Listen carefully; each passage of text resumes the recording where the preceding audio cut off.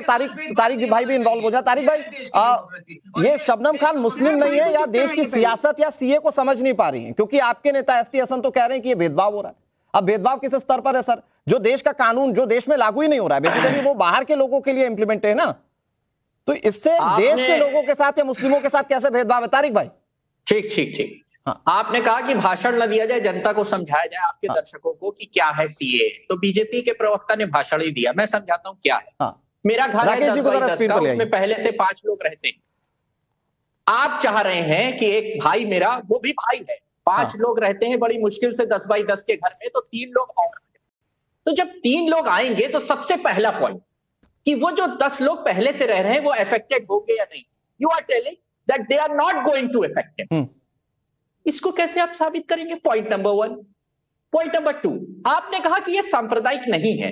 जब उसमें ये कह दिया गया कि हिंदू माइनॉरिटीज ही को बनाया जाएगा, उसी वक्त वो सांप्रदायिक हो गया। Point number 2। तीसरा पॉइंट, आपने पूरी दुनिया में प्रताड़ित हिंदू हैं, मानता हूं इस बात को, सिर्फ 3 देश क्यों?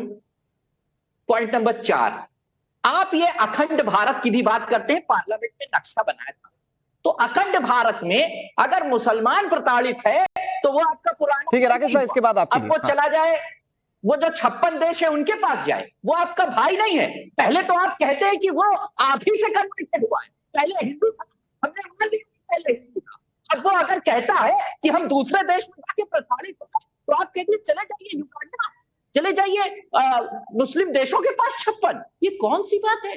ये कौन सी बात है? अगर सवाल इस देश के नागरिक उठाए। अच्छा, दूसरी बात, अगर हिंदुस्तान में प्रॉस्पेरिटी आ गई होती, प्रति व्यक्ति आय अमेरिका से बेहतर हो गई हो, तो सवाल नहीं था सर, तब 0 सवाल था। बुला लेते आप 10-15 करोड़ लोगों को, मैं साथ चलता, मैं कहता कि ठीक है कोई प्रॉब्लम नहीं। हमारे यहाँ तमाम किस्म की दिक्कतें हैं। हमारे यहाँ 70 लाख बच्चे जो जिनकी उम्र 6 महीने से 13 महीने 23 महीने है, वो 70 लाख बच्चे 24 घंटे में 0 खाना पा रहे। ये स्थिति हमारी, पहले अपना घर तो ठीक करना। ठीक है, हिंदू वैलिड। मैं बस एक लाइन और चाहूंगा तारिक भाई, एक लाइन बस और बता दीजिए, भेदभाव कैसे? चलिए, मैं तो कह रहा हूं कि वो आएंगे तो दिक्कत हो जाएगी ना, यहां पर रह रहे मुस्लिमों के साथ भेदभाव कैसे? यहां आपको कौन सा हक पर डाका पड़ गया? और शबनम खान कह रही है कि देश की सरकार जो कर रही है उससे अच्छा मुसलमानों के लिए कुछ हुआ ही नहीं है। इस बात को नहीं कहा जा सकता कि यहाँ के मुसलमानों के साथ भेदभाव है, नहीं है। ये तो इनकी कोई नागरिकता लेने की बात कहा, वो पॉइंट से आपकी मैं एग्रीड हूं, वो तो नागरिकता देने की बात है। लेकिन वो उस वक्त कोई भी चीज सांप्रदायिक हो जाती है जब उसको धर्म के आधार पर। नहीं, तो धर्म का चश्मा बैठाने वाले तो राजनेता है ना। ओवैसी साहब को देखिए, आप केजरीवाल साहब को देख लीजिए, वो कह रहे हैं रोजगार पे संकट आ जाएगा। राकेश जी, तारिक भाई जो सवाल उठा रहे हैं, मैं चाहता हूं कि देश की जनता चाहेगी कि इस वक्त वो सब काम छोड़कर राकेश जी को सुने कि जो सवाल विपक्ष उठा रहा है उसमें कितना दम है। आप जरा जवाब दीजिए वो सारे सवाल जो उठा रहे हैं। देखिए, एक एक करके मैं जवाब दे देता हूं। उन्होंने कहा कि भारत केवल 3 देश से ही क्यों? इन 3 देशों से इसलिए क्योंकि ये 3 देश एक समय में भारत का हिस्सा रहे। पाकिस्तान हो, बांग्लादेश हो या अफगानिस्तान हो, ये 3 देश एक समय में भारत का हिस्सा रहे। भारत की सीमा वहां तक विस्तारित रही है और भारत में उपजे हुए जो मजहब है, जो धर्म है, वो उसके मानने वाले लोग वहां रहते रहे हैं। ये कालखंड के समय में सीमा का विभाजन हो गया और मजहब के आधार पर देश अलग खड़े हो गए। अब मजहब के आधार पर वहां प्रताड़ना हो रही है। 31 दिसंबर 2014 के पहले जो नागरिक भारत में आ गए हैं, हमने उनको एक कानूनी अमली जामा पहनाने का काम किया है, उनको नागरिकता देने का काम किया है, जो हमारा दायित्व है। और ये उस लियाकत समझौते से है, ये उस भारत के संविधान के नीति निर्माताओं से, जो भारत के स्वतंत्रता संग्राम सेनानी हैं, उनके किए गए वादे को पूरा करने का हमने काम किया है। इसमें किसी प्रकार का कोई सांप्रदायिक विभेद नहीं, पीड़ा उठाई कि पाकिस्तान में, बांग्लादेश में अगर कोई मुसलमान भाई है, अगर वो मजहबी आधार पर प्रताड़ित हो रहा है, पहली बात तो इस्लामिक देशों में अगर कोई इस्लामिक व्यक्ति प्रताड़ित हो रहा है तो मुझे लगता है कि इस्लामिक जानकारों को इस बारे में गहरा प्रकाश डालना चाहिए। बावजूद इसके अगर सच बोलने पर कहीं कोई प्रताड़ित होता है तो भारत उदारता के साथ उसको नागरिकता देता ही है ना। उसका प्रोविजन है, अभी भी वो प्रोविजन समाप्त नहीं हुआ है। जिस प्रोविजन के तहत तस्लीमा नसरीन को भारत ने नागरिकता दी है, जिस प्रोविजन के तहत अदनान सामी को भारत ने नागरिकता दी है, वो प्रोविजन समाप्त नहीं हुआ है। पाकिस्तान में, बांग्लादेश में, अफगानिस्तान में अगर कोई मुस्लिम भी प्रताड़ित होगा ना तो भारत में नागरिकता के लिए आवेदन करेगा, नियमानुसार उसको भी नागरिकता दी जाएगी, लेकिन उसके लिए जो नियम है उनका पालन होगा। अभी केवल 31 दिसंबर 2014 के पहले जो भारत में प्रवेश कर चुके या भारत में नागरिकता के लिए जिन्होंने आवेदन किया है, पाकिस्तान, बांग्लादेश और अफगानिस्तान के उन सभी हिंदू भाइयों को, सिख भाइयों को, जैन भाइयों को, पारसी भाइयों को, ईसाई भाइयों को भारत उनको नागरिकता देने का कानून पारित कर चुका है। अच्छा, ठीक है। आप इस पर व्यर्थ विलाप करने का काम मत करिए। राकेश जी, आपने समझा दिया। किसी भी नागरिक के बीच में कोई भी भेद नहीं करता है, ये किसी नागरिक की नागरिकता नहीं छीनता है, ये बात स्पष्ट है। ठीक है सैफ भाई, आप कह रहे हैं नेपाल और भूटान क्यों नहीं? सर वहां पर हिंदुओं पर अत्याचार इसलिए नहीं है कि वो हिंदू हैं। मैं एक छोटी सी चीज बताता हूं आपको, पाकिस्तान के अरे सैफ भाई आप मेरी बात तो सुनेंगे। सैफ भाई प्लीज प्लीज प्लीज, मैं कह रहा हूं पाकिस्तान की स्थिति क्या है। वहां पर एक क्रिकेटर हुआ करते थे राजा मोहम्मद यूसुफ, जिन्हें कन्वर्ट करना पड़ा क्योंकि उन्हें पाकिस्तान में क्रिकेट खेलना था। तो अल्पसंख्यकों के हाल देखिए, मैं आंकड़े नहीं, मैं आपको जो एग्जाम्पल से मैं उस पर बता रहा हूं। लेकिन सैफ भाई सुनिए मेरी बात सुनिए। बीजेपी के अगर प्रवक्ता नहीं सैफ भाई ठीक है, नहीं तो मेरा सवाल जो है वो भारतीय जनता पार्टी के प्रतिनिधि से है कि नेपाल और भूटान नहीं है। ठीक है राकेश जी, आपने नोट कर लिया होगा। मैं इस पर बात करूंगा। सैफ भाई एक जो बहुत बेसिक सा मूलभूत सवाल है वो ये है, क्योंकि आप ये कह रहे हैं भूटान का नहीं था। सैफ भाई आप क्या मेरी आवाज नहीं सुन पा रहे हैं या सुनना नहीं चाहते हैं? सवाल इतने तीखे नहीं है अभी मेरे, मैं तो सिर्फ समझने की बात कर रहा हूं।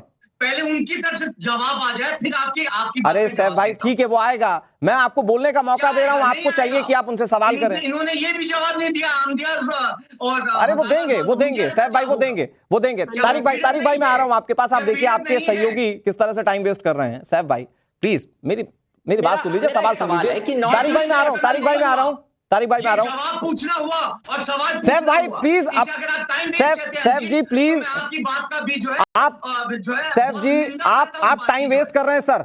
अब मैं आपको सीरियसली कह रहा हूं, आप टाइम वेस्ट कर रहे हैं।